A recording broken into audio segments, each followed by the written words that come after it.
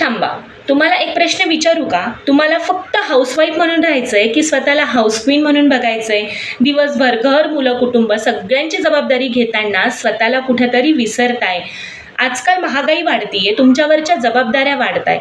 जर तुम्ही दिवसभर घर एवढं छान मॅनेज करू शकता, तर तुम्ही स्वतःसाठी नवीन काही सुरू करू शकत नाही का? नक्कीच करू शकता. जर तुम्हाला केक बनवता येत असेल तर तो करा. तुम्हाला छान डान्स करता येतो तर क्लासेस घ्या, ट्युशन घ्या, मार्केटिंग करा. तुम्हाला छान कपडे शिवता येतात तर त्याने सुरुवात करा.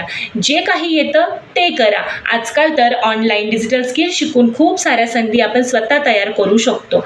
परफेक्ट वेळ कधीच येत नसते, त्यामुळे सुरुवात करा. आणि तुमच्यात अजून खूप क्षमता आहे, फक्त तुम्ही सुरुवात करायला घाबरताय.